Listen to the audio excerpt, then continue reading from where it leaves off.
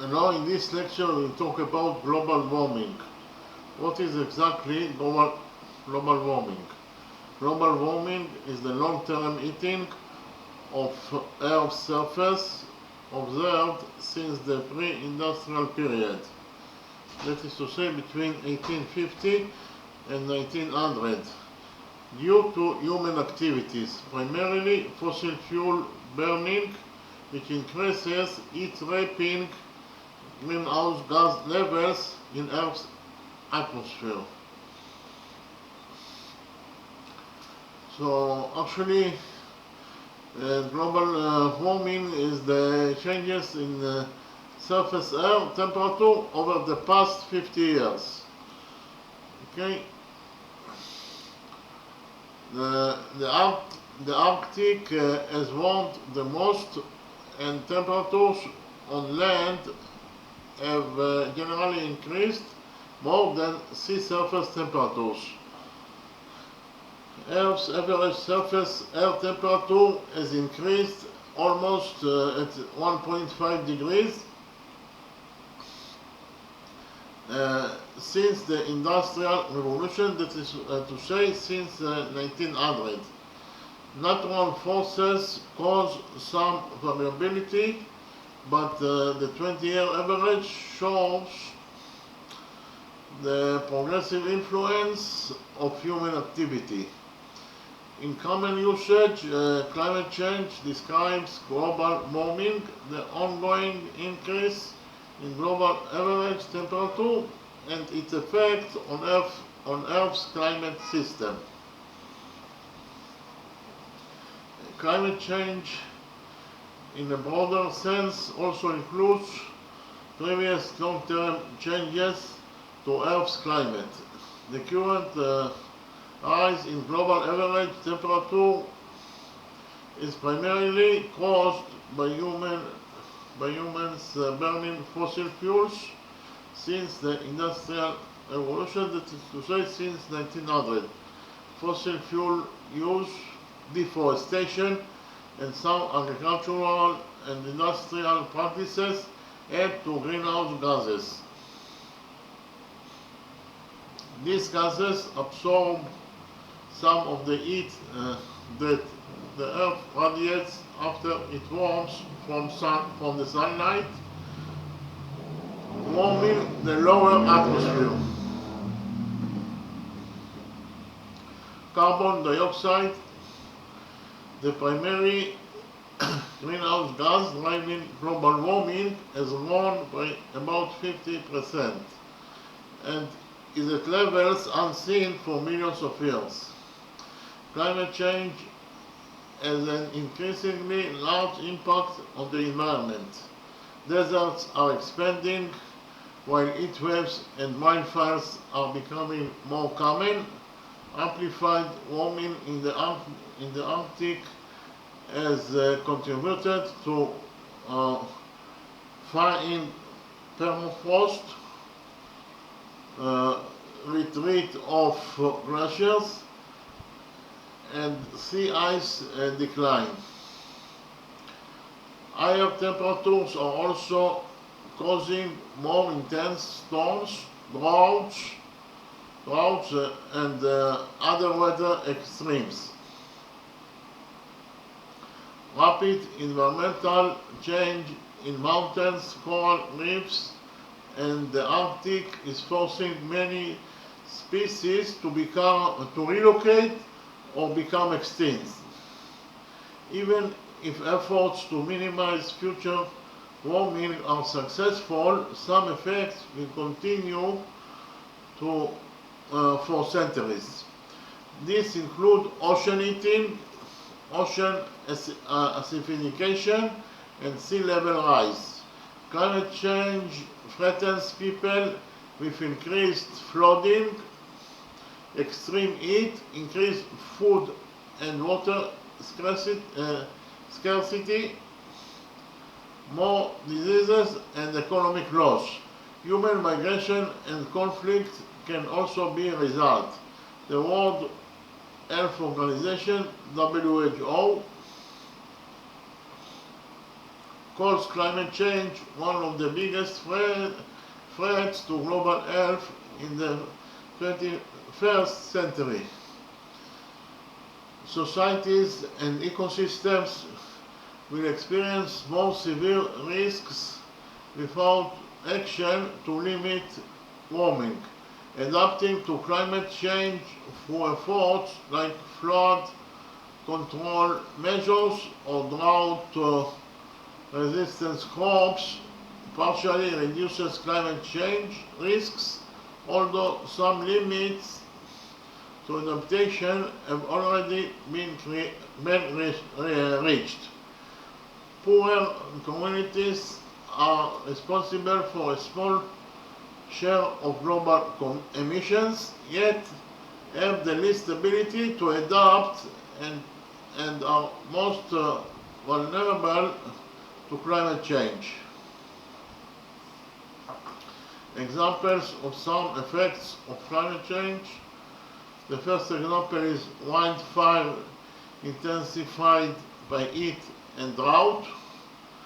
The second example is bleaching of corals occurring more often due to marine heat waves. And finally, worsening droughts, compromising water supplies. Many climate change impacts have been felt in recent years, with 2023 the warmest on record at plus 1.48 degrees Celsius since regular tracking began in 1850. Additional warming will increase these impacts and can trigger tripping points such as melting all the Greenland ice sheet. Under the 2015 Paris Agreement, nations collectively agreed to keep warming well under 2 degrees Celsius. However, with pledges made under the agreement, global warming would still reach about 2.7 degrees Celsius by the end of the century. Limiting warming to 1.5 degrees Celsius would require halving emissions by 2030 and achieving net zero emissions by 2050. Fossil fuel use can be phased out by conserving energy and switching to energy sources that don't produce significant carbon pollution. These energy sources include wind, solar, hydro, and nuclear power.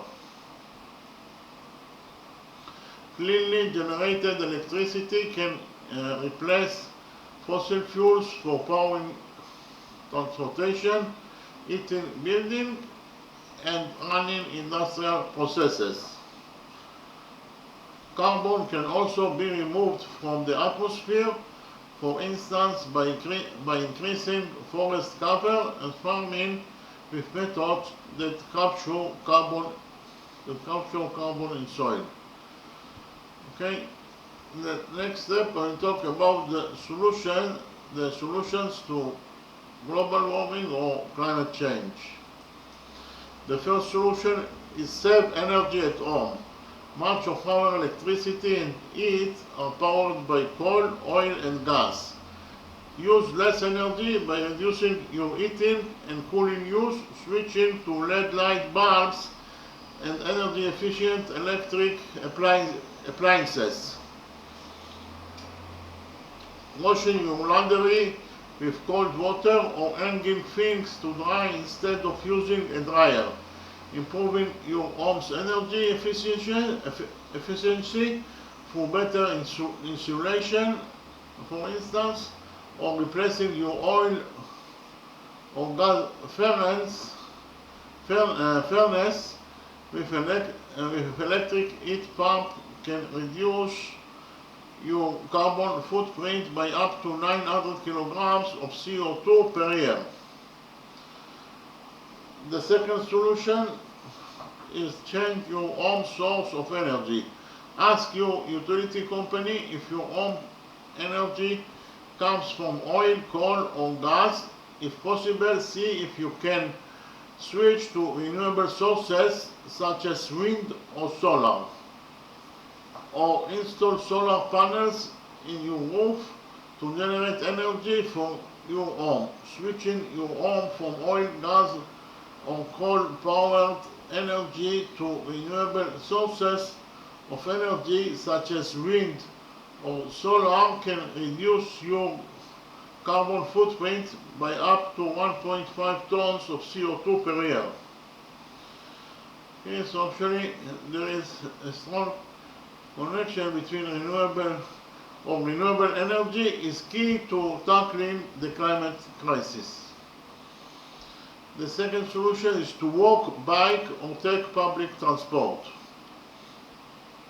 The roadways are clogged with vehicles, most of them burning diesel or gasoline. Walking or riding a bike instead of driving will reduce greenhouse gas emissions and help your health and fitness. For longer distances, consider taking a train or bus and carpool whenever possible. Living car-free can reduce your carbon footprint by up to 2 tons of CO2 per year, compared to a lifestyle using a car. Okay, the next solution is to switch to an electric vehicle. If you plan to buy a car, consider going electric with more and cheaper models coming on the market. In many countries, electric cars help reduce air pollution and cause significantly fewer greenhouse gas emissions than gas or diesel powered vehicles. But many electric cars still run on electricity produced from fossil fuels, and batteries and engines require rare minerals which often come with high environmental and social costs. Switching from a gasoline or diesel powered car to an electric vehicle can reduce your carbon footprint by up to 2 tons of CO2 per year. A hybrid vehicle can save you up to 700 kilograms of CO2 per year. The next solution is to consider your travel. Airplanes burn large amounts of fossil fuels, producing significant greenhouse gas emissions. That makes taking fewer flights one of the fastest ways to reduce your environmental impact. When you can meet virtually, take a train or skip that long distance trip altogether. Taking one less long-haul return flight can reduce your carbon footprint by up to almost 2 tons of CO2 per year.